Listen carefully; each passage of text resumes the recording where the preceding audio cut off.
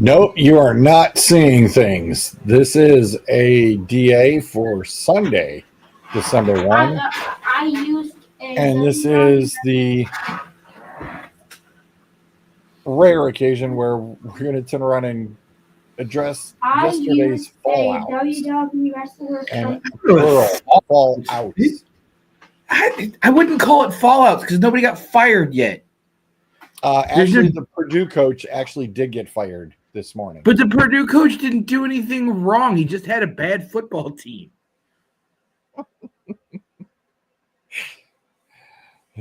I was going to say, probably should have entitled it Rivalry Fallout.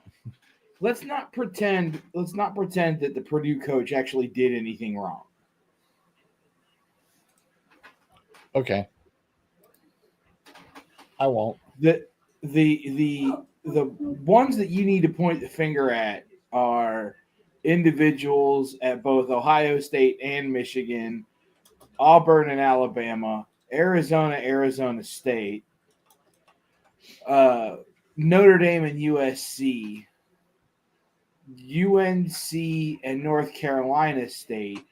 I mean, what did I say? There's seven separate incidents that happened yesterday.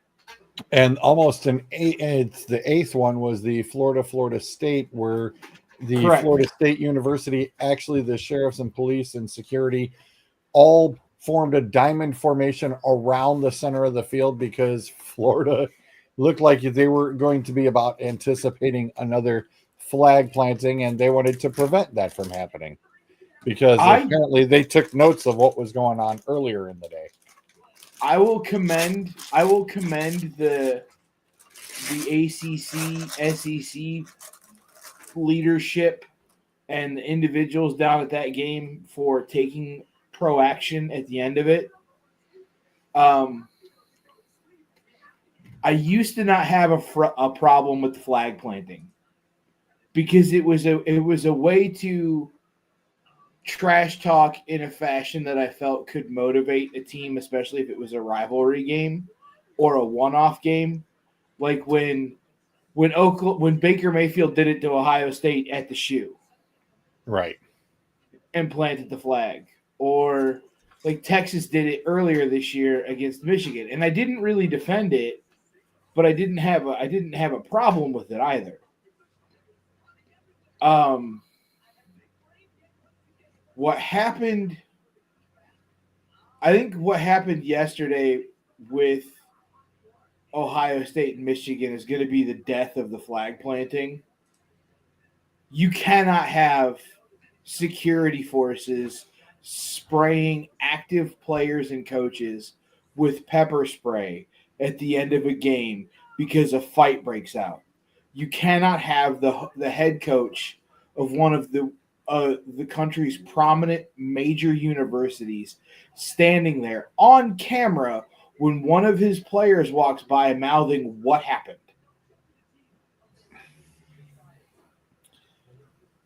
You can't have it. You just can't. Well, the other that brings up my other point of when the fans storm the football field.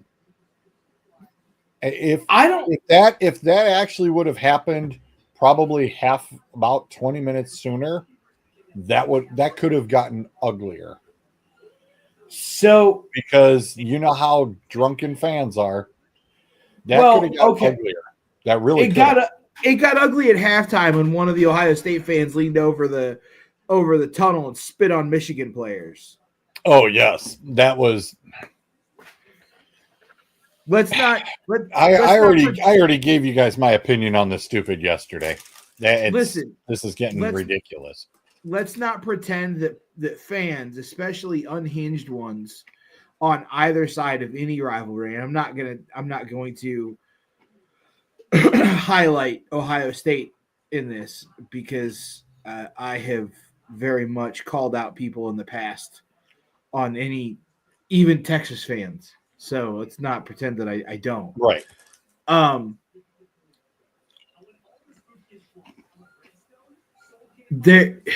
You have to. the unhinged fans will always find a way to do something, always. And the spitting on the players yesterday was like that was far and away one of the more egregious things. And you know, if that game had taken place in Michigan and the Michigan fans stormed the field in a 13-10 win, I don't know. I don't necessarily know that anything doesn't happen there either, because you have a senior class at Ohio State that is leaving that has never beaten Michigan. Right. So you have a senior class that is 0-4 against Michigan, that I think might be 1-3 in bowl games. We'll research. We'll have the research department check that for tomorrow. I'll look at it, but like I think that might be 1-3 in bowl games. They don't have a great record in bowl games. They don't have a great record in top 25 non-conference games, right? Right. So you're talking about a senior class that is going out on a down note. And I can understand the frustration. I really can. But you were a double-digit favorite. You're ranked number 2 in the country. And if all you do is go in there and take care of what you're supposed to take care of yesterday, you're traveling 3 hours to the east or to the west next weekend to Indianapolis, where Oregon's got to come across the country to play you. And you literally almost had a one drive would have pretty much given you the win against Oregon. You know, that possibility could have happened where you would have had a rematch. Even if, well, Ohio State wins that game yesterday, they're going to play Oregon in the Big Ten title game. Right. where the hypothetical, they could have turned around and actually shocked the world, knock off the number 1 team, who ends up sliding down into the 5 spot and ends up having a rematch later on anyway. But they could have made a whole big thing about it. Well, my point being, like, all you had to do yesterday was do your job. Yeah, this was pathetic. 1 total passing yard. Both teams couldn't run the damn ball hardly at all yesterday. I told you in our group chat. My dad called me Friday night, asked if I wanted to go to lunch yesterday. My dad is not a sports fan. He does not know what time of the year it is, right? I had forgotten that it was, because I'm like, my game's not till 7:30. I don't care. Right. So we went to this sports bar that we usually go to that's down by his house that we like, and it was packed. And I told you in the group chat, like, they were doing dumb stuff in there. Yeah, that like I said, I told you my thoughts on stupid people. You're gonna set a jersey on fire indoors with low-hanging ceilings where the flames touched the ceilings. Yeah, not good. So I really wanted to drive back to that bar after that game was over, because they had, so you're talking about the stupid. They had signs posted on the doors walking in that said no Michigan fans or attire allowed on premises today. Security and authorities will be called. Wow. Now, they're a private business. It is their right to. And I can understand. Okay, that's fine. There's a couple of bars in the Austin area that won't let Oklahoma fans in for the Red River Shootout. But you made yourself look like an absolute ass yesterday.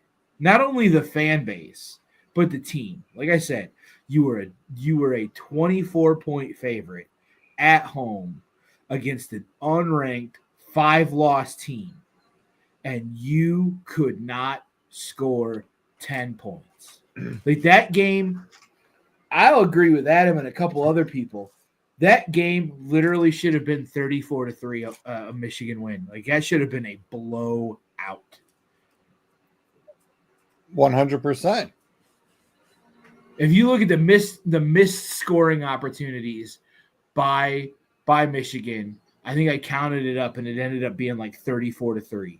Was the Well, there were yeah, and on the flip side, Ohio State screwed the pooch 4 more of their scores too. It was pathetic. Well, listen, you can't keep hooking field goals like that. Well, that was only 2 of them. There are 3 that he hooked. I'm sorry. 2 were seriously way off though. Yeah, I mean, look, if you're going to try to sandbag a game, brother, I don't think he was trying to sandbag. Obvious. Look, I don't think he was trying to sandbag a game. Quit. Let's not play that game. Let's not. Somebody somewhere along the way will hear this and think that there's a call to action, and then we'll find this young man. I don't want the. One of my favorite things is to go into the college football Reddit, and I went into Ohio State's yesterday, and I went into Ohio State's yesterday, and oh my God, was that unhinged. Unhinged. I tell you what, though, we need to stop putting so much importance on this damn game. Ryan Day in I don't know if it was an interview or his post-game press conference, likened losing to Michigan equivalent to how he felt when his dad died. Like, it's a football game. We don't need to have that much pressure on ourselves about it. Dude, there are people that live, die, and breathe through these games.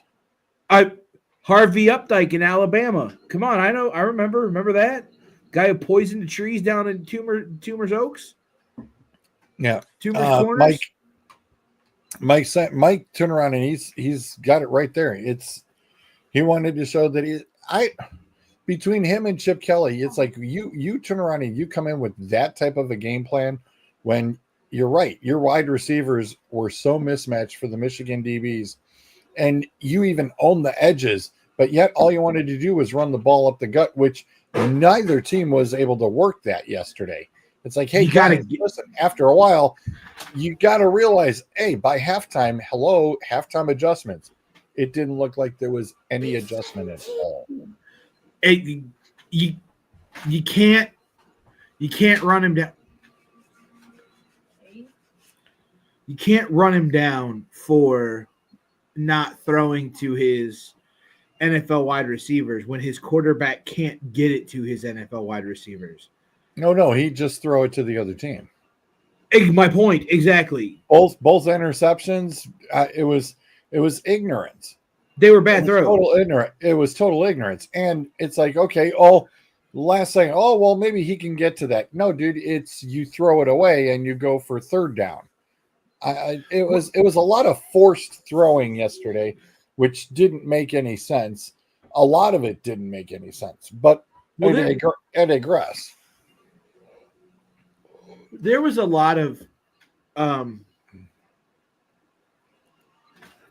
oh yeah, I don't think that we're going to. At the rate it looked like that the somebody had mentioned the alumni were already discussing things, and the whole thing of Ryan Day's buyout got leaked out on the internet and it's $35 million, and it's like, well, what do you think the alumni is going to do? It's like, listen, people, as you like to say it, especially, is everybody wants to go with the knee-jerk reaction. But when all you're doing in the Big Ten is you are beating everybody in the Big Ten who you are supposed to be beating, because that's just what you do. versus, but you're not winning. And especially now that the Big Ten has expanded several more teams, you've got more pressure that you have to win. And the alumni is going to pull that knee-jerk reaction, unfortunately. Oh, you're not gonna hire anybody worth hiring. Like, that's not the problem. Is Day came into a team that he got left with Meyer because of Meyer's and issue. it had So it had to pieces go. parts. And it had, hold on. I'm going to defend Ryan Day right here. I'm going to defend him because Nick Saban retired because he didn't want to coach in the NIL era. Jim Harbaugh left because he helped usher in the NIL era and then didn't want to deal with the ramifications of it. Look at how many transfers that Ryan Day has had that have left Ohio State, that have gone on to other universities that have been good or better players. The talent that he has still managed to recruit. I understand he is not winning bigger games, but Nick Saban didn't win all the time against Auburn or LSU or Georgia. Ohio State has one rival, one big rival. That's Michigan. And people put too much damn importance and emphasis on one game and not the overall body of work. And the overall body of work says that Ryan Day is a good to excellent coach by college football standards. Yes, he has hiccups. I don't care if he's 1-5 against Michigan. I don't care. What I'm saying is, if you look at Saban's record against all of his rivals, I guarantee you that it's not great. It's not the heroic standards that we think of when we think of of Saban. Ryan Day has done the best that he could with the situation that he's been given. And if you fire Ryan Day, you're going to get a coordinator. You're not going to get Saban out of retirement. You're not going to put Chip Kelly behind the headset. You're not going to get Brian you're Kelly. firing Chip Kelly. You're not going to go hire Ellett. You're not going to go hire Brian Kelly out of LSU. You're not going to get Jim Franklin out of Penn State. You're not going to go get. No, they're going to turn around and promote Brian Hartline, which is a terrible decision. A terrible decision because he's not a head coach. Brian Hartline was a wide receiver there. Ryan Day wasn't a head coach either. Ryan Day, I guarantee you. Ryan Day was not a head coach either. Was Ryan Day a coordinator? Right. And an offensive line coach. And he's the national progression. Has Brian Hartline been an offensive coordinator yet? I'd have to look that up. The answer is no. So, no, you don't just go from being a wide receivers coach to being a head coach. Make the progression. Lots of places have done that. I know they have. At the NFL. I know, but you shouldn't. And that's why places like that are continually hiring head coaches, a la Cleveland, Jacksonville, Detroit, until they got Dan Campbell. There you go. That's the only one that if he took the job, I wouldn't have, you know what I mean? I would be like, okay. But you have to, part of the problem is so much importance on one damn game because they don't have other rivals. Well, it got brought up on another show that they're going to be taking this game. Rumor has it that they're going to be taking this game away because there are so many teams that they need to turn around and rotate around who everybody's playing every year. I think that it should. What are your thoughts if that were to happen with all of the divisions? I mean, especially since now we are really getting down to a Power 4 conference, and you're going to have 18 to 20 teams that are now There are- going to be, in each conference. There are certain games that should not go away. There are certain games that should not go away because they define college football. The Iron Bowl, the Egg Bowl, the Red River Shootout, the game. There are certain games like Stanford, UCLA, right? There's certain games that just define college football that should not go away. However,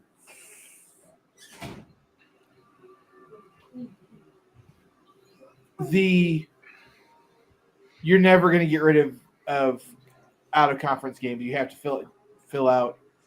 It's I was going to say gonna- there's financial ordeals for that, Mike, there's on too why much they do money out of being- conference. Look, Texas and Michigan made so much money at noon this year at week Mhm. week 3. The point being, like, there's games that just need to stay. And Michigan, Ohio State is one of them. However, maybe you start thinking about playing them on neutral sites. Maybe 1 year you play that game in Cleveland, and the next year you play it in Detroit. What about Toledo? Where's a stadium that's got 75 to 100,000 people that you can fit into that in Toledo? What, in Toledo? The Rockets don't have a stadium that big. Rocket Stadium, I think, might fit 40,000.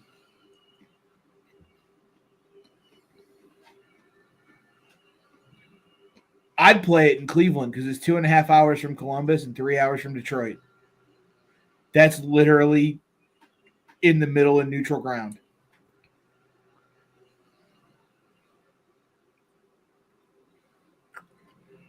Yeah, that'd And be Ann- interesting. And Ann Arbor is what, 40 minutes outside of Detroit? Hour maybe? Yeah, it's about 45 minutes. To the south of Detroit. You No, gotta go past east. or to the north. To the East. east. Sorry, to the east. East. Yeah. So still. You'd be packing that place with a lot of Michigan folks. But the Sure you Cleveland one I could see. It'd be 50-50 in Cleveland. Yeah. See, I think, and this is not me talking, trying to talk up Texas, but I think the Red River Shootout does it right. They play at the old Cotton Bowl. They split it down the middle. I love that. And I think that's the way to do it, because then you get a good eclectic mix of the fans and the pageantry of it. I think nasty rivalry games like that should be played on neutral site. They used to play the Iron Bowl in Birmingham. I think they should go back to playing it in Birmingham.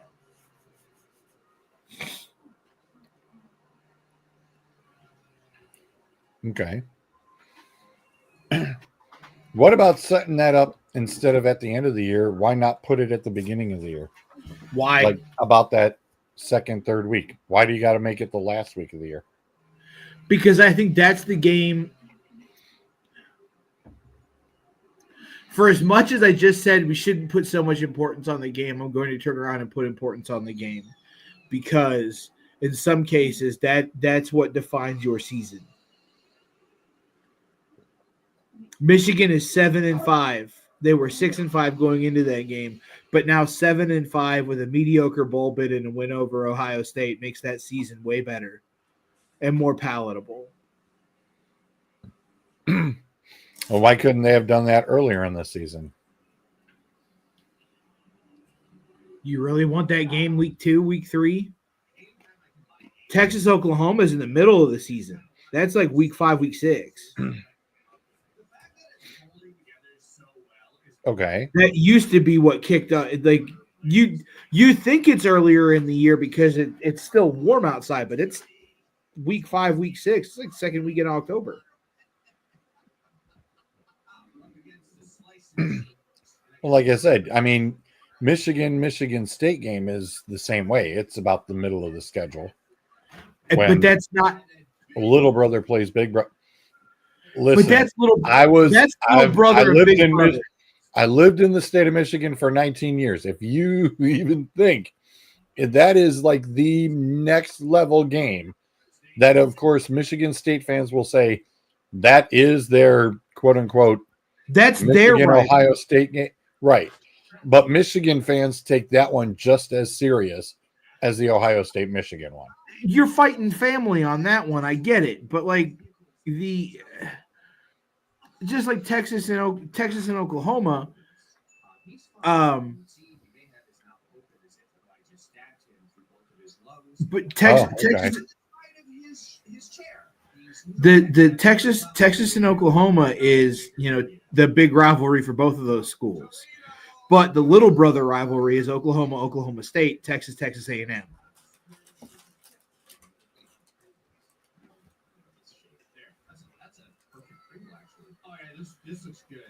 Wow.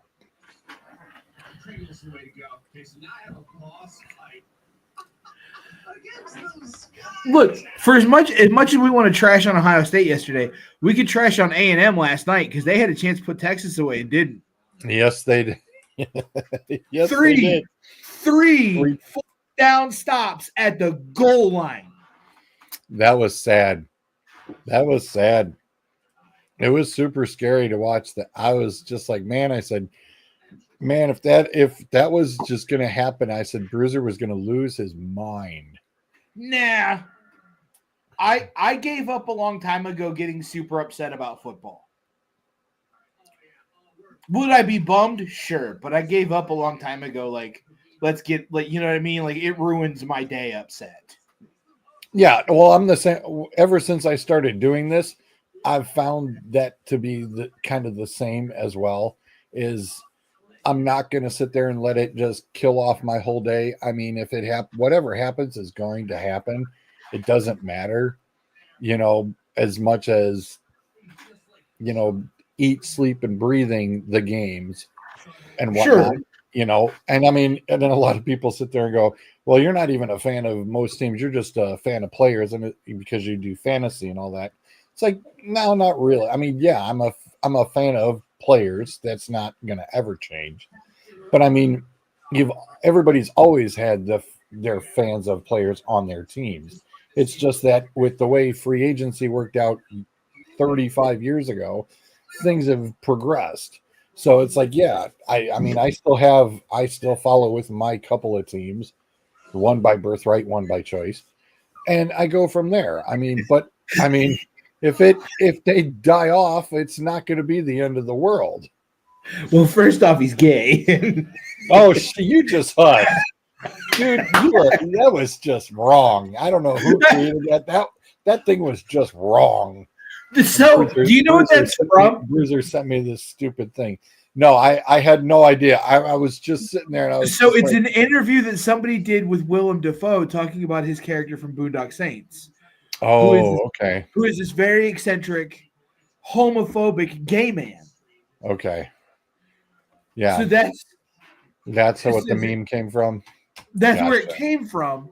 But when I saw it, I was flipping through Facebook earlier and saw it. I was like, I'm sending it to George. Yeah.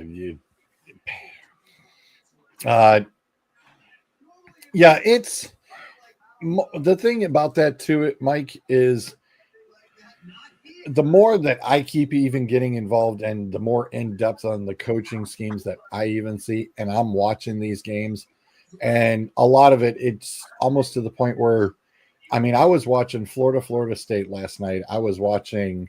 I did not get a chance to see that game. I was watching the Purdue game. I mean, I had 6 games up on the monitor at one time with the YouTube TV thing, which was phenomenal to watch 6 at one time. I know everybody is like, how the hell can you watch that easily? Well, I had so we had our Friendsgiving yesterday at my buddy's house. That's what I was making a turkey for. 20-pound turkey. There's nothing left, by the way. Not a drop. Smoked for 8.5 hours. Fell apart. It was great. We'll have an answer about the Heisman race in just a second. Yeah, go ahead and type in your question, Anthony.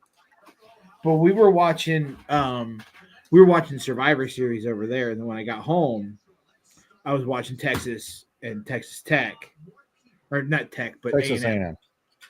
Tech was the last game for the past few years until we got back into the SEC. Could play A&M again, but we're playing A&M, and then I was flipping back and forth, and I had fallen asleep in the chair watching. I forget what the late game was. It might have been BYU. Oh, it was BYU, and then somebody else was even a little bit later because I was working on a couple things, and that game didn't air off until almost 1 o'clock in the morning. Yeah, it was I think a BYU game is the one I fell asleep watching. It was BYU and wasn't Colorado, but back to the original point of why I wanted to do this earlier was the flags. You can't. The incident with USC and Notre Dame.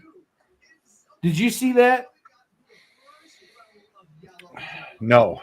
I think I had it. I think I had, like I said, I had all 6 games going, so I must have rotated through. USC Notre Dame was Friday. Well, it was on Friday? I believe so. Gun is any good or not, like compared to literally between Friday and Saturday, I'm a little lost now. At one point USC player is down on the ground in a pile. He's getting up. Notre Dame player steps through and punches him like full on punch into the face. Was it yesterday? I thought it was a Friday game. I thought it was one of the Friday games.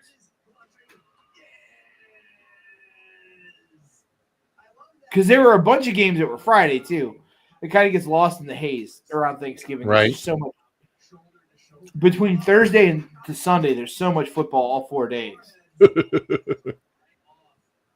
Especially college football. Right. Which is great. Hey, listen, I'll take that Tuesday night action anytime.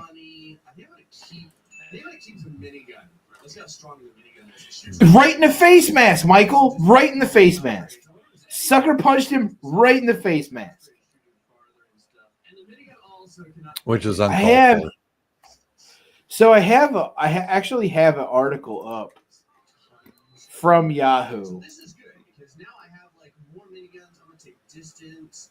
I don't want that pistol.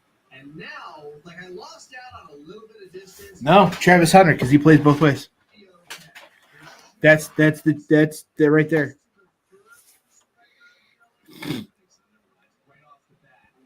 Yeah, because I don't think that Prime's kid should even be in the discussion.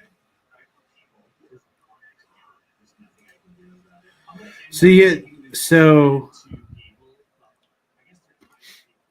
there's the video of the So NC State, North Carolina, when North Carolina State beat UNC. The North Carolina player throws the flag and into the stands and almost hits a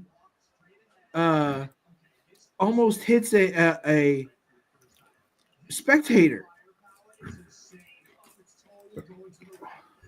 Like that can't stand. No. And they did plant the flag. Florida did plant the flag at midfield at Doak Campbell Stadium in Florida State. Not last night. And they didn't. fought. Yes, Not they did. last night.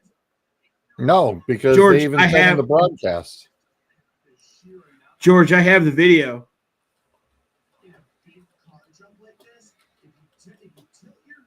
Last night's game? I don't think so. Yep.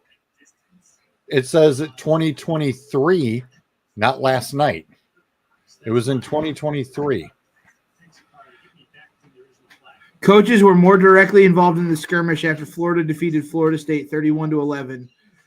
Gators defensive end George Gums Jr. planted a black Florida flag into the grass at FSU's Doak Campbell Stadium. Florida State players led by Jeremiah Byers and it says Julian attempted. Carmella. They attempted to last night. They did not succeed. I'm looking at the video.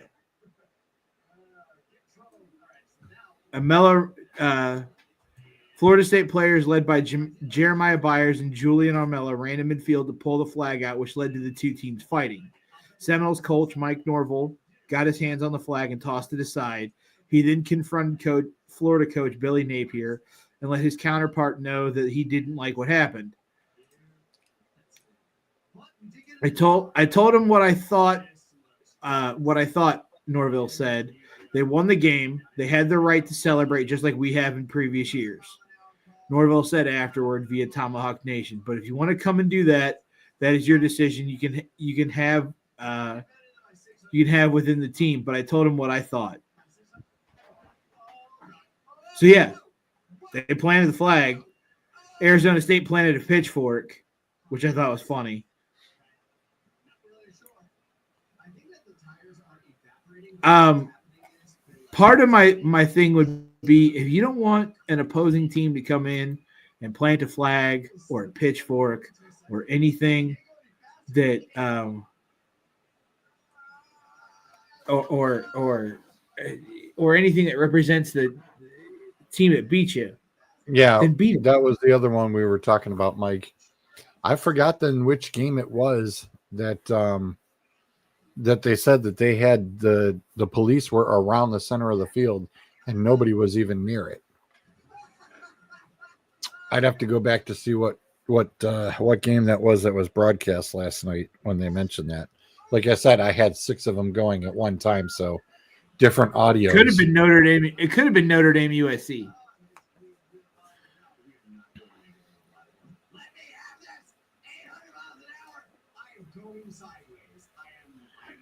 You don't want to get disrespected in your own stadium, then beat them. But I will say on the opposite side of it, if you're the victorious team, have a little class. Yeah. I mean, the ignorance from the Michigan running back yesterday, putting it out there going, yeah, lose with some dignity. It's like, well, you guys don't want to start a fight, then don't win without a little bit of class yourself. So, yeah, it's. I think you're going to see the NCAA come out and go, okay, we're going to be like the NFL. There's going to be anybody else who does that. It's going to be, you'll be fined or you'll be suspended or something. They'll come up with some penalty for it, and you'll see the flag planting go away. Sure. Look, you want to go to midfield and wave the flag? I don't have a problem with that. Go wave it. Go stand. Go, look, Terrell Owens started it when he went and stood on the Dallas Star. I was just going there. Wow, man, we're on the same wavelength today. I was like, what started this was T.O. versus the Cowboys. As a 49er, when he stood on the Dallas Star at center field and somebody blasted him out of nowhere. Yep. Look, you want to go stand on the. That was Emmitt Smith, by the way, who blasted him. Was it Emmett? I couldn't remember who it was. That was Emmett. Came out off the bench and blasted him. If you want to go stand on that stupid block O at the 50-yard line down there in Columbus and wave a Michigan flag, do it. You want to stand on that stupid block M up there in Ann Arbor and wave an Ohio State flag or a Michigan State flag, do it. There's no need to plant it in the ground. There's no need to rub the face in it, like, but you can be ostentatious and celebrate. I think being a little unsportsmanlike in big rivalry wins like that is okay, because that's what fuels it. But I think it can go beyond that too. Poisoning oak trees, spitting on players, fighting, vandalization. The spitting on the players thing, I think that got blown up because somebody caught it. I think that happens more than anybody thinks. I'm not saying that it doesn't. I'm saying that it shouldn't happen at all. I agree. There was, I can't remember if it was this year's game or last year's game against Oklahoma, but one of the Texas players And I've even seen Saban do it at Alabama.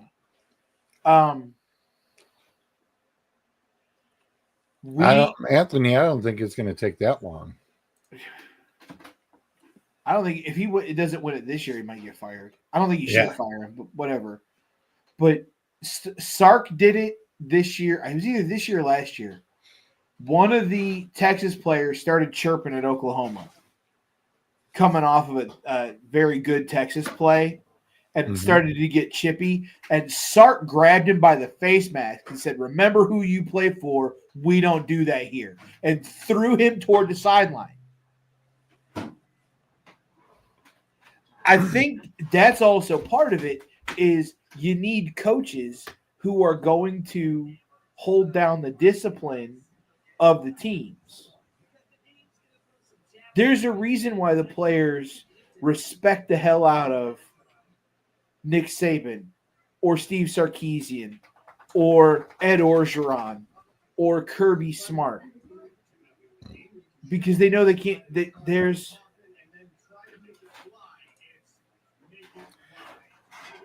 dude, I'm telling you, you don't like. They respect those. They respect those coaches because they know the boundaries.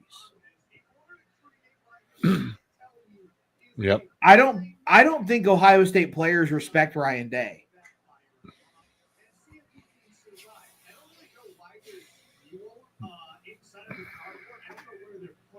I don't know. I don't think Michigan players respect their head coach either.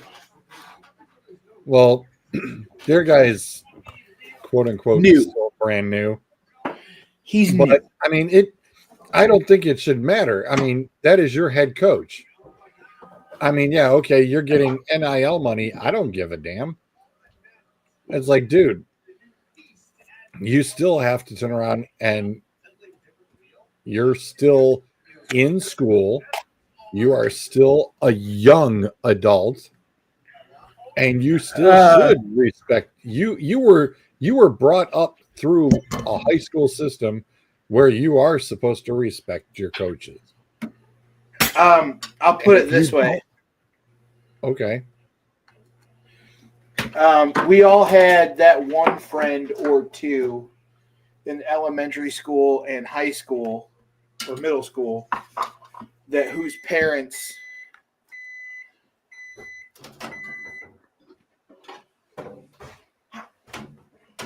Hey man, you're in the kitchen. You got to do a play-by-play. Come on.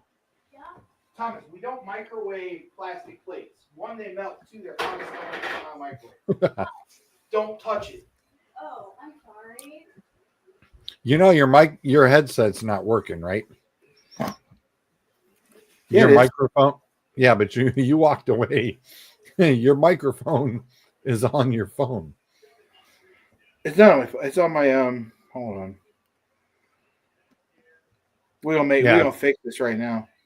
I was going to say, you went walking away and we didn't hear a word you said. I was like, what are you microwaving? He made chicken nuggets. And he left them in there? No, he made chicken nuggets on the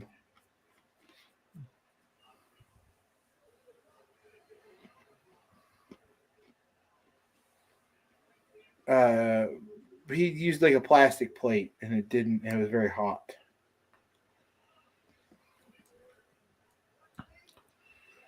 So as it stands right now, we get the wonderful game of Indiana at Ohio State again for the playoffs, for the first round of the playoffs. Because they're 8-9.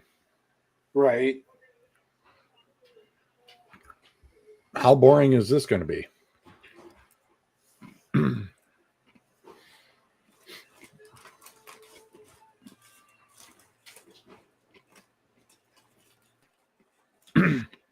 And how's that now? there you go. Now we can hear you real good. Can you hear my microphone now?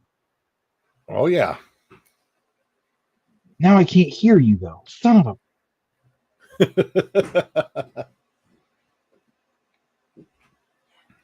What? Go look at the hallway with all the foot waters and everything, and then go look at the tree. Okay. I'll look at it in a bit. I'm on right now with Bruiser. Hold on. Okay. So you- if Ohio State loses round 1 against Indiana, is Day going to be fired? Round 1 against Indiana. Mm-hmm. I don't think so. I'd be hard pressed to say yes, but I'd really be hard pressed to say no too. I don't think it's a decision that you can make off of the first round of the playoff.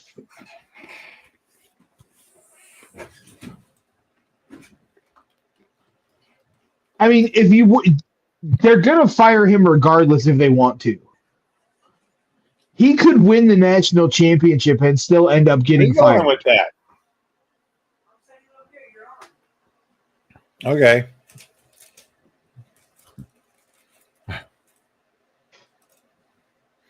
Ryan Day is 2-4 in bowl games. 1-3 in the CFP. Not exactly stellar when it comes to playoffs. No.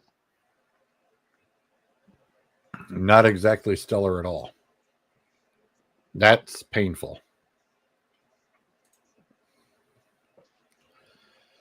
It's not just beating Michigan. Yeah, we covered it a little bit, Anthony. It's kind of like the Marty Schottenheimer thing.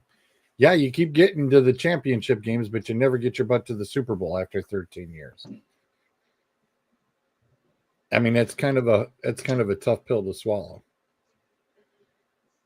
People wanted to fire Sarkisian last year after the loss to Washington. There were people in some of the University of Texas forums and the Reddit threads and others, and especially alumni in the university, that wanted to fire Steve Sarkisian because he didn't beat Washington.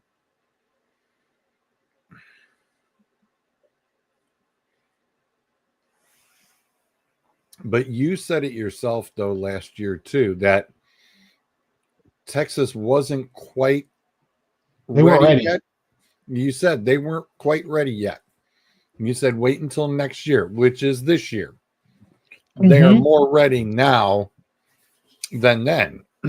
So I can agree with, your statement 100%. But like I said, the body of work that we're looking at is what you can do in the postseason. And being that you're 3-7, you're not looking all that great. It's like you can keep doing what you're doing in the regular season, but when you get to the playoffs, I mean, I'll say, okay, Mike, it's kind of like Mike Tomlin.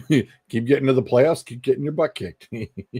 But that was my point earlier, was you can't just say we're going to fire Ryan Day because of his Michigan record. And I said, if you want to fire him, you got to look at he's what 2 and I think I said he was what 2-4 or 1-1 2-4 in the bowls and 1-3 in the CFP. Because I was like you're looking at a senior class that might be 1-3 in the bowl games. You cannot have that type of performance over consistently, right? At some point, things have got to get better. And very true. Yep. When you're beating the Illinois, the Indianas, the Northwesterns, the Purdues, the Iowas, the Nebraskas, Rutgers and Maryland, and all that, but you falter against Wisconsin, Michigan, Penn State, that's a problem. And I'm not saying that Ryan Day does not have his faults, and I'm not saying that he's not fireable. But unless you can secure Mike Vrabel, who are you going to go get? Because you don't have anybody to go get. And that's why, it's kind of the toss up is with Vrabel sitting in the front office in Cleveland already, and knowing that, there's a there is a very weird situation going on in that office anyway. Does Vrabel kind of? It's like, are they waiting for the thing to tilt up there, or? I mean, I think that would be the best case scenario is, hey, why do you want to screw around with this organization? You can go right down onto the college level, take your alma mater, and flip it around. Kind of in the way, ironically, that the technicality that Jim Harbaugh did do with Michigan. Michigan was in a much worse spot than Ohio State is in. Well, this is true. But again, it goes Ohio. It goes in waves like this, though. It really does. I don't know that it's a wave though, because I could say for the last 2 decades, Ohio State has consistently been a top 10 team, aside from a couple of seasons. They are a perennial performing team. Well, Tressel and Meyer held that up pretty good. But the point being, you were talking about a team that for the last 20 years, longer, almost 25, aside from maybe 3 seasons, has been a perennial top 10 team. If they go on to retain, if they retain Day, and it still falters out for the next 2-3 years, they're going to say, well, you should have got rid of him a couple of years ago. Why'd you wait? Oh, no. That's not where I was going with this. Okay. You were making the point like you come in and rescue your alma mater. There's not much to rescue. You're not rescuing anything. This is the team that has all of the pieces in place and is missing the all-star quarterback to get them over the hump and through the playoffs to the Super Bowl. Like that is what Ohio State is. Fair enough. Michigan was a this old house Bob Vila special ground up restoration, like down to the studs. I'm glad I didn't have to have a spit take on that one. That was good. That was real good. Well, let's not pretend that they are even close. I like that. That was good. But there are a number of people that I know in the know that the Browns are just kind of waiting until that magical moment at midnight after the season is over to tell Mr. Stefanski that your services are no longer required. And then to change the plaques on the door from a Coach Stefanski to a Coach Vrabel. So, and I think if that happens, Vrabel literally needs to clean that house needs to be cleaned from top to bottom. Oh, it will be. It will be. But that's not why we're here. We're not talking about that. Yeah. But you could, if you're Ohio State and you're the Ohio State alumni, if you're going to go try to move Vrabel out of an NFL, out of the NFL head office for the Browns and down there to Ohio State, what's the incentive? What's the incentive? What's the enticing attraction that, where's your Nick or Joey Bosa? Who's your star player down there that you know what I mean? Like who's in the transfer portal? You're not Arch Manning's not walking through that portal from Austin to Columbus. It's not happening.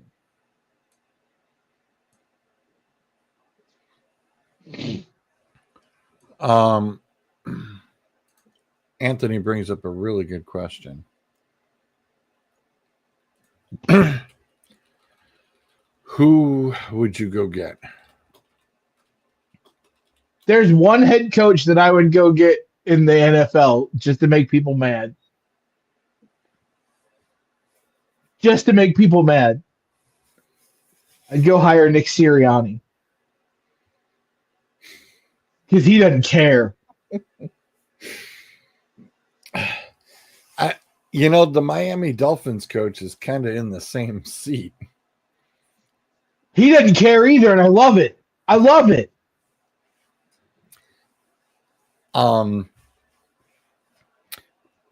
Here's one that could be very intriguing.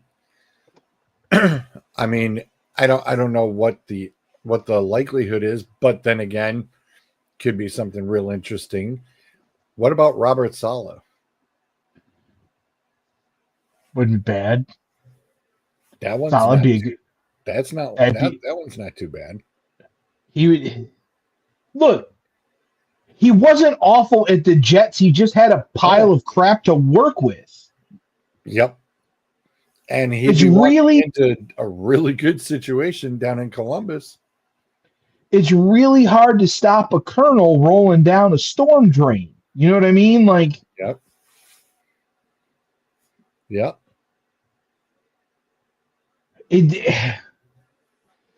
Solid down there in Columbus, I think would be good. Although I know we don't talk about this type of stuff on the show, but I will say because he is I believe, practicing Muslim, especially down there in the heartland of Ohio, it might get problematic with some of them good old boys with pickup trucks. I'm not saying it would. Hey, Zolt. Hey, the heck? You got the link? If Saleh goes to Columbus, it's as a rental. Everyone knows he got a raw deal. He'll be back. And I don't disagree with that. It's more of we pretty much figure Peterson's on his way out of Jacksonville. They're saying, okay, so you've got Chicago's head coaching position open. You'll have the Saints head coaching position open. The Raider, who knows what Davis would do. What about Jack Del Rio in Columbus? See, that's another dude who's just been shafted, I think, by the NFL. I would love Jack Del Rio in Columbus. That's a good one. That is a serious good one. I like that. I like that. I mean, in all honesty, I think there was a thread yesterday afternoon and into today that I was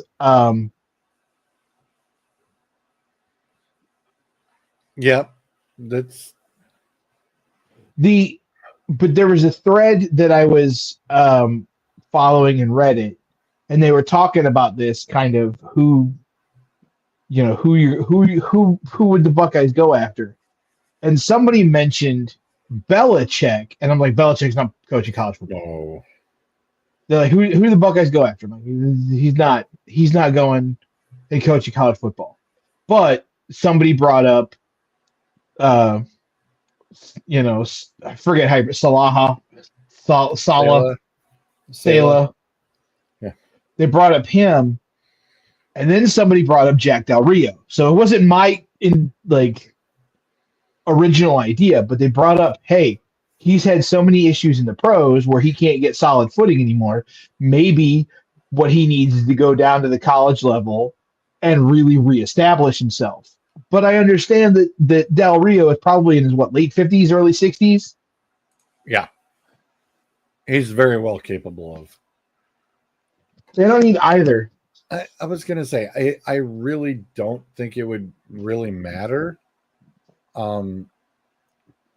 Especially because Vrabel has had, even though of Vrabel as being a defensive guy, he does have a very good offensive-minded assessment as well. So I tell you what you need is you need a head coach that hires good coordinators and lets them do their job.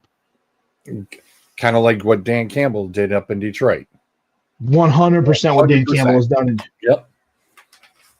Yep. Well, listen, and if that isn't the future format for these owners to look at these coaches and go, that's the way you do it, that's being done right, and they're getting the results.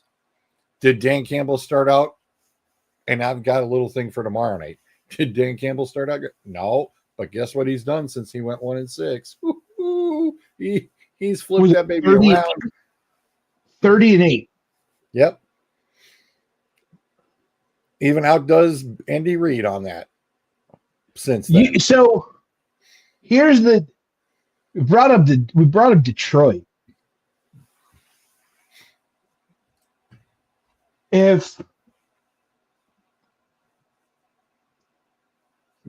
And I said it earlier. I said it earlier because you brought up Heartline. And I said you need to kind of go with the system and let people learn, right? I understand being a coordinator in the NFL is a huge deal, but being a head coach, going from being a coordinator in the NFL to being a head coach in college football to give you an opportunity to go be a head coach in the NFL. Oh, my apologies. He has to work with Chip Kelly as a co-offensive coordinator this year. That's too many. That's too many Chiefs and not enough Indians. Yeah, that's right. So that means you got too many guys trying to make the same decisions on what play they should be calling. Exactly. Which I want to know. All right, who's running halfback dives, and who's wanting to spread it out? Because to me, the halfback dive screams Brian Hartline. Because Hartline's a wide receiver. I understand it. He's spreading it out. Just follow the logic here for just a second, okay? When did Hartline play for the Ohio State University? In the 90s. No, he didn't. Offense. Right. No, he didn't. He was in the 2000s. Hang on. Brian Hartline played in like 05.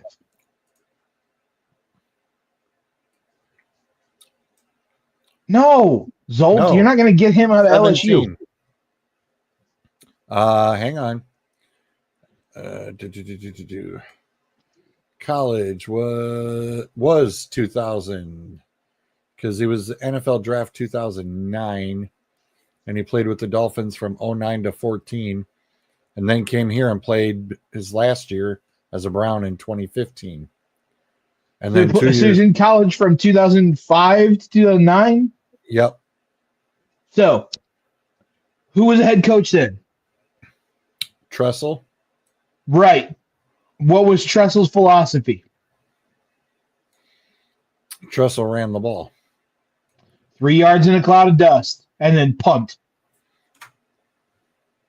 So, is the halfback dive coming from Brian Hartline? Is it coming from Ryan Day? Chip Kelly. That's all Chip Kelly did was run the football. Or is it coming from Chip? Or is it a combination of the three?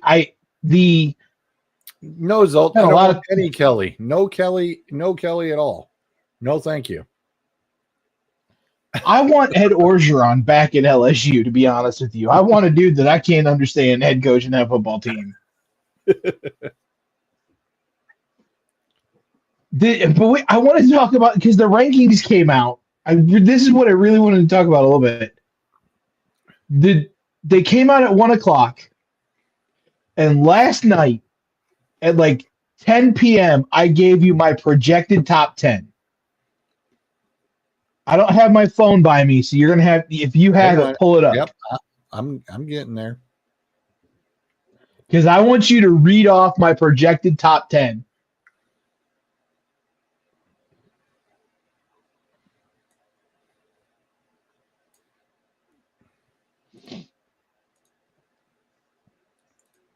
Hang on.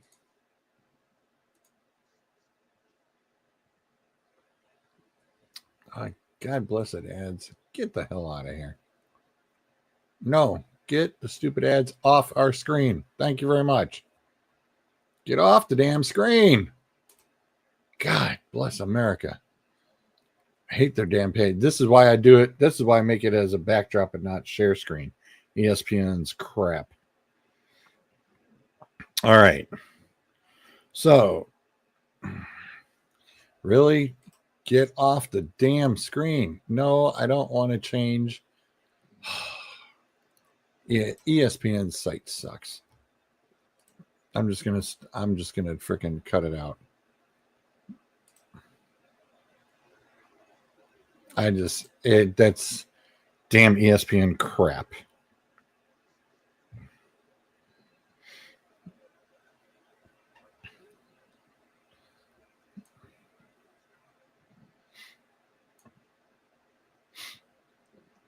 All right, I think I got it now. Anthony. I'm trying, dude. I'm trying. You can use your ESPN Plus membership. If you have the Disney Plus bundle, it works. Yeah, well, the damn thing won't let me even log it in. Oh, never mind. I know why. I cannot reveal why I've got that going. Sorry.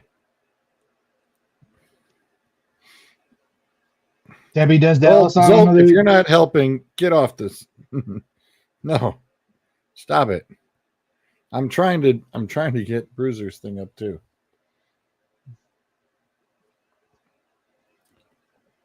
All right, I think it's going to behave now. I think. Don't quote me on it, but I think it's going to behave. Okay. You have Oregon, Texas, Penn State, Notre Dame, Georgia, Tennessee, SMU, Indiana, Ohio State, Boise State. Oregon, Texas, Penn State, Notre Dame, Georgia, Tennessee. And then it says Ohio State at 7. Mm-hmm. SMU at 8, Indiana at 9, Boise State at 10. So now look at 7, the coaches 8, poll. and 9. No, this is the AP top 25. I know the AP poll. Now look at the coaches poll. But the coaches poll, yeah, you literally almost pretty much about nailed it. On both. On both, yeah. And that was at 10 o'clock last night. 11:28 p.m. Oh, I'm sorry. Almost 11:30 last night. Yeah, that's pretty damn good, dude. Pretty damn good.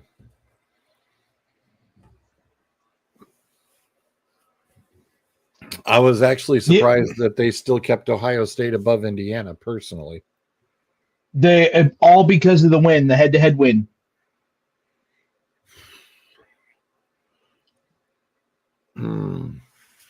That's why. And if this had been the first loss for Ohio State, they wouldn't have. They probably would not have dropped below Penn State.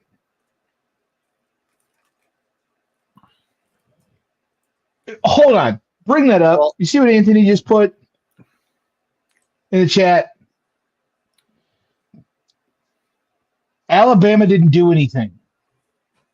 Alabama is playing the games in front of them. They beat Auburn and had two teams in the top 12 lose.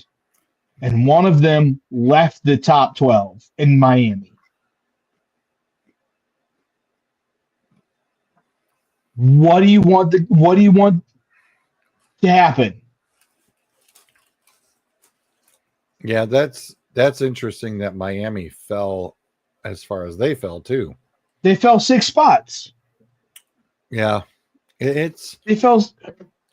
We said that we would have 2 lost teams, but 3 lost. I said there'd be 1 3-loss team and it'd be from the SEC.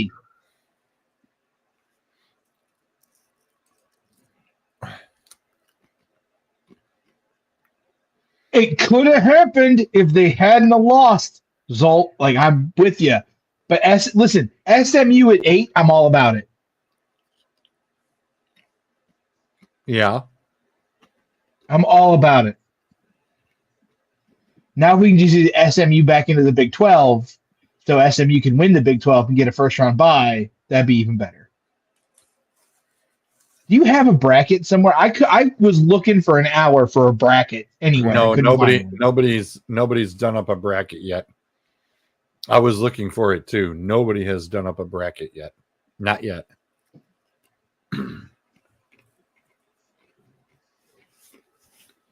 Because the CBS bowl projections has Georgia winning the SEC and Texas getting the 5th overall seed. I'm like, not gonna happen. Yeah, Texas ain't losing that game twice. Right. Yeah, that's sorry. Try again. Well, so hold on, I'm gonna pull up the schedule for next week because next week's conference championship games.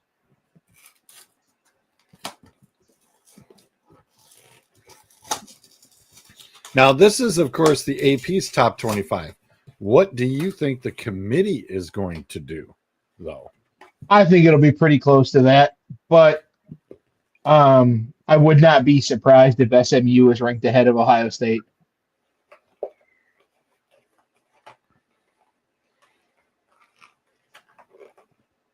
I would not be surprised if SMU is 7 and mirrored the coaches poll.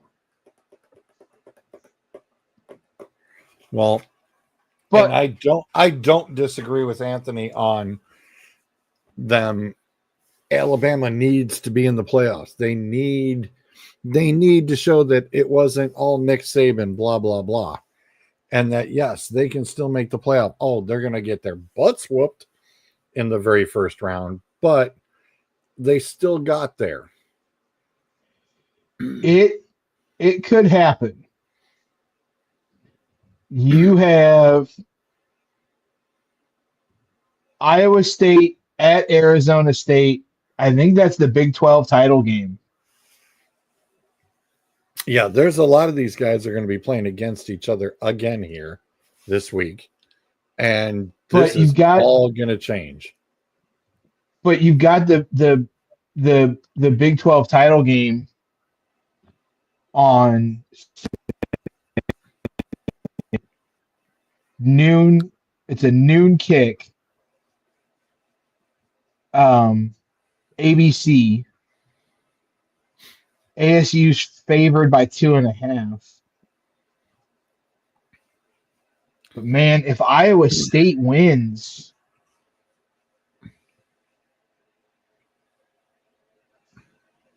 Iowa State might be in the playoff. Well, that's just the thing. And who's sitting idle going into this week besides Ohio State? Who else is sitting Tennessee, idle? Indiana is. Ohio State is. Tennessee is. Indiana. Alabama. And Notre Dame.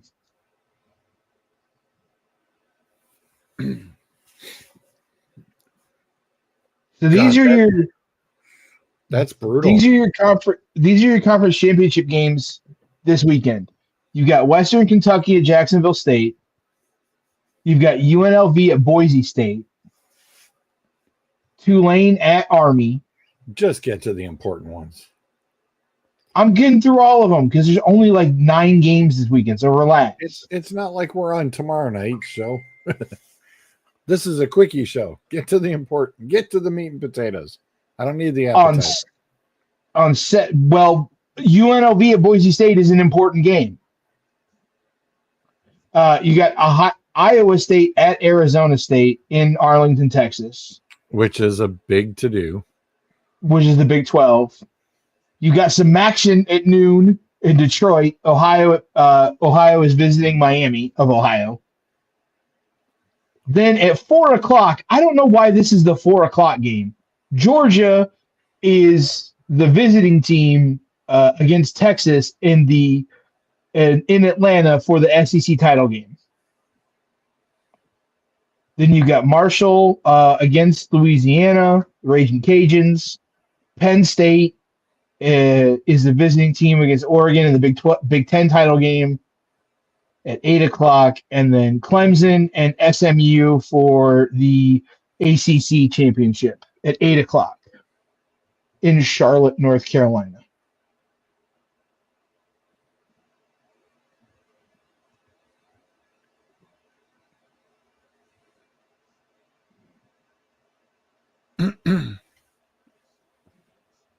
So you can still get some Cyclone action in the playoffs. So it could happen.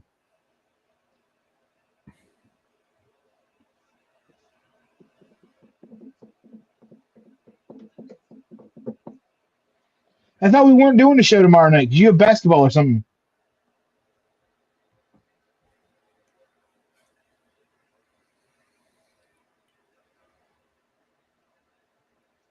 Whatever. Dude, we'll be back well before 9.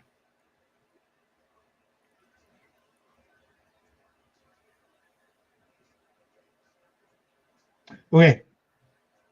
So, yeah, no, we're doing. We're doing.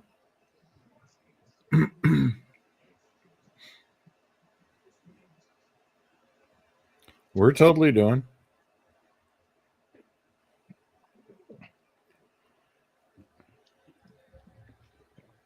So no, Who's your first after Saturday? Who's your first 4 seeds in the playoff?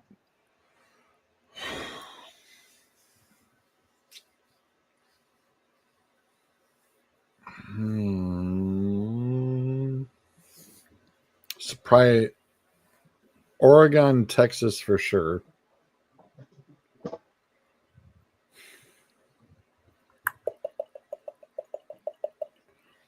I still like Boise State.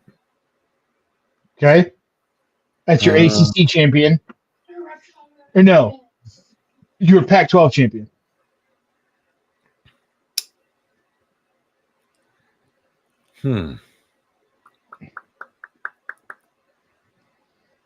I don't know. I mean, it's a pretty big crapshoot from there. It's coin flippable. But that's 3 out of my 4.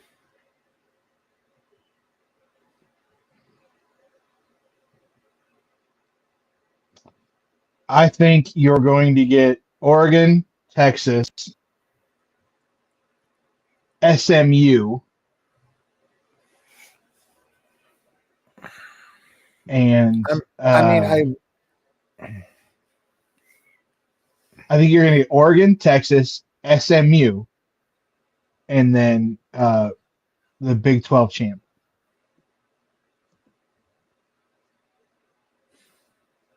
Or no. Sorry, the Pac-12 champ. So it would be Boise.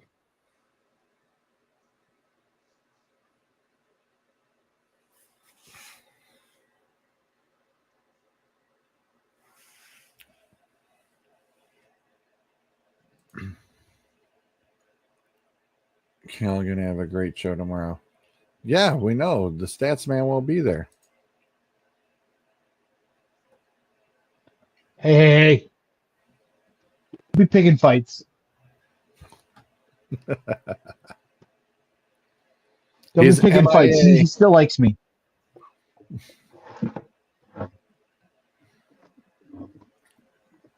Stats man has the day off. Yep, it's in the I really contract. would have liked to have seen. I really would have liked to have seen a scenario where Army and Navy stayed undefeated and had to play each other in the championship game. That would have been a lot of fun to see. Now, listen, those uniforms are sick. I love those uniforms. The Jolly Rogers and then the ones for the Army for the No, World War II, 101st Airborne, Screaming Eagles. Yeah. Battle of Bastogne and the Battle of Bulge. That's pretty cool. Like those uniforms are great. I'm all about the uniforms that both teams are wearing. They always do really cool stuff with their uniforms though for that those at least the last like 10 years they've really done some cool stuff with the uniforms and really made that game be something special. I also love the fact that College Game Day goes there now. Yep. I 'Cause think they definitely did a they really didn't good used job to. pumping it. Well, they did a really Yes. good job of pumping it up and really making it, relevant, trying to make it as relevant as it should be. These are really slick unis. Like them a lot. They're really cool. These are the Army ones. And I like how they went through and did the hype videos for them too. But yeah, these are really slick. They really are. The Army and the Navy uniforms for this game might be two of my favorite uniforms of the year. Right along there with the Illini uniforms with the helmets, the old school leather painted helmets that they wore. Yeah. Those are really nice.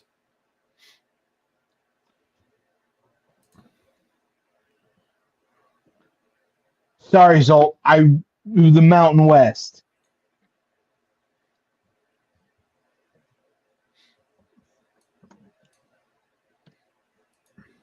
That's right. There is no Pac-12 anymore. It's just Oregon State and somebody else. Yeah. Get out of here, stupid cookie message. No, and I liked when Navy also did the space one. Those were really those were too. pretty cool. The Blue Angel uniforms they did the one year were kind of cool.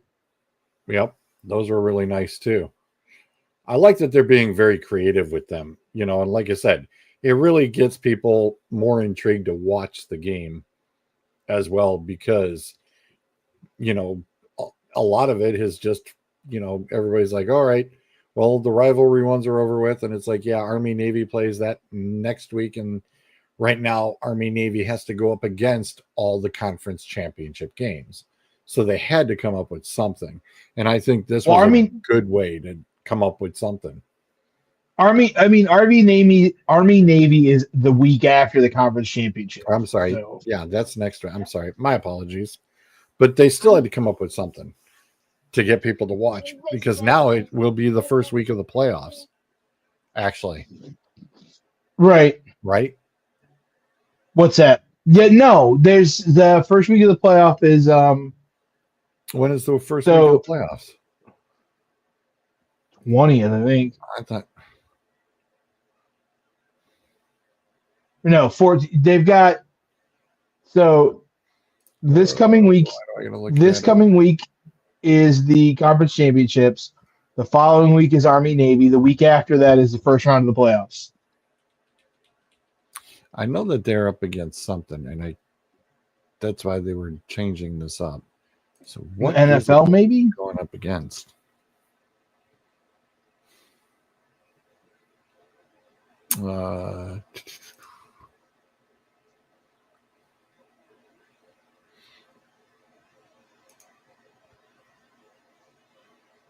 I'll find out because I'm pulling up the schedule right now. Yeah, because it only shows, it may be the NFL because it says December 14th. That is the only game that week. Yeah. So let's see what NFL's week 14. There are bowl games that week. Nope, there's no bowl games. It just says starting on the 14th. Only college game is in week 14 is Army Navy. That is the only game. And then it shows the bowls after that. Week 14. No, there's no. That's weird. Saturday, December 14th. Saturday, December 14th. Saturday, December 14th is the Army Navy game at in Landover, Maryland. But there's no NFL.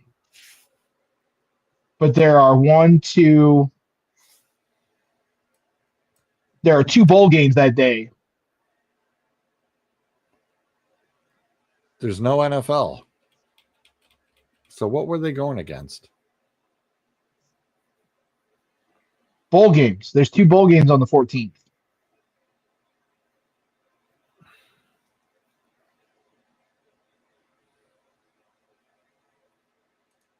That might actually be the first round of the playoff. No, because the first round of the playoff is not till the 20th. That's right, 20th. But there are two bowl games. There's the Cricket Celebration Bowl and the Salute to Veterans Bowl. The what? The what? The what?